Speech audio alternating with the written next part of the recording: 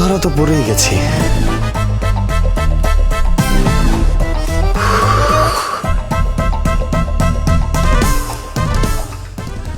আনু আনু, শোনো শোনো, আমার কথা শোনো।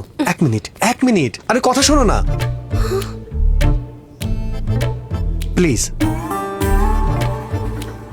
শোনো, আমাদের একই ছাদের নিচে থাকতে হবে, তাই আর এমন করো না। ট্রেনে যা হয়েছে তার জন্য সরি।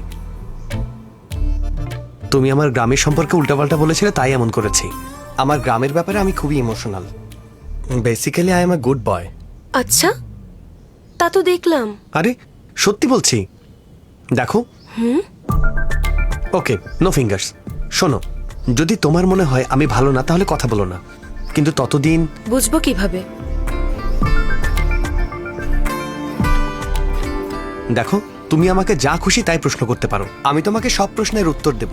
যদি তোমার পছন্দ না হয় তাহলে কফির বিন বের করে এখানে রেখে দিও। সব প্রশ্ন শেষ হবার পর যদি আমাকে তোমার পছন্দ না হয় আমাকে বলো, আমি বদলে যাব।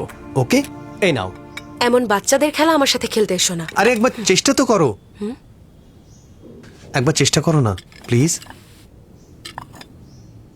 আচ্ছা, ইন্টারভিউর জন্য হায়দ্রাবাদ প্রথম কবে এসেছো? আসেনি, সুপারিশে চাকরি হয়েছে। আসলে হয়েছে কি, এখানে চাকরি করার কোনো ইচ্ছে ছিল না।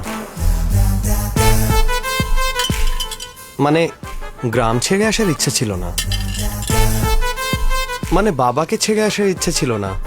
আরে তোমার ভালো লাগুক বা না লাগুক, আমার হায়দ্রাবাদ ভালো লাগে না। আমি শুধু বাবার জন্য এসেছি।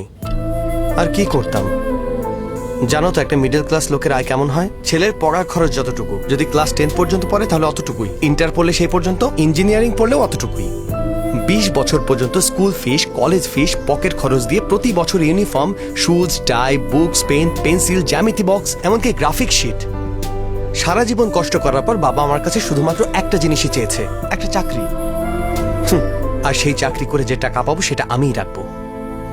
এই কারণে ইচ্ছে না থাকা সত্ত্বেও শুধুমাত্র বাবার জন্য আমি চাকরি করতে চলে এসেছি।